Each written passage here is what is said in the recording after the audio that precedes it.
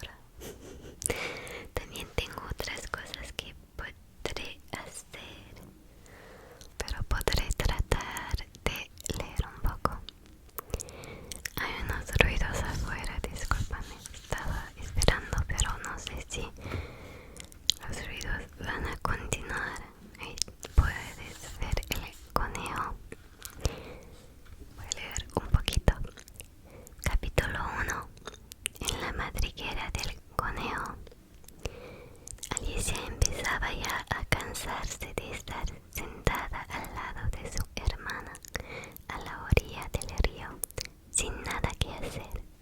Por 2 o 3 veces había echado un vistazo al libro que su hermana estaba leyendo, pero no tenía imágenes ni diálogos. ¿Y de qué vale un libro?, pensó Alicia, sin imágenes ni diálogos. Por eso reflexionaba tan bien como podía y que el calor del día la hacía sentirse somnolienta y aturdida sobre si el placer de hacer una guirnalda de margaritas le compensaría el esfuerzo de levantarse y recoger las flores cuando de repente un conejo blanco de ojos rosados se acercó a ella. No había nada demasiado extraordinario en esto, y Alicia tampoco se sorprendió mucho cuando oyó que el conejo se decía a sí mismo: ay por Dios, voy a llegar tarde. Cuando pensó en ello tiempo después se dio cuenta que debería haberla sorprendido, pero cuando todo sucedió le pareció bastante normal. Sin embargo, cuando el conejo se sacó un reloj del bolsillo del chaleco, lo observó y echó a correr. Alicia se levantó de un salto, pues recordó que nunca había visto un conejo ni con un chaleco, ni con un bolsillo, ni sacando de él ningún reloj. Muerta de curiosidad, corrió por el campo tras él, justo a tiempo para observar cómo entraba en una madriguera situada bajo el seto. Alicia entró al instante también en la madriguera sin pararse a pensar en cómo sería capaz después de salir de allí. La madriguera se extendía en línea recta como una especie de túnel y de repente se hacía inclinada, tan de repente que Alicia no tuvo tiempo ni de pensar en pararse, y cuando se dio cuenta ya estaba cayendo por lo que parecía ser un pozo muy profundo. Y el pozo era realmente muy profundo y ella caía muy despacio, porque tuvo tiempo suficiente mientras caía para mirar su alrededor y preguntarse qué sucedería a continuación. Primero intentó mirar hacia abajo y entender a dónde se dirigía, pero estaba todo demasiado oscuro para ver nada. Miró entonces hacia las paredes del pozo y se dio cuenta que estaban cubiertas de armarios y estanterías por todas partes. Alicia había mapas y fotos colgados con clavos. Al pasar por una de las estanterías, cogió un bote que llevaba una etiqueta: mermelada de naranja, pero comprobó con desencanto que se encontraba vacío. No le pareció muy bien tirarlo al fondo por miedo a matar a alguien que estuviera más abajo, y se las arregló para colocarlo en otra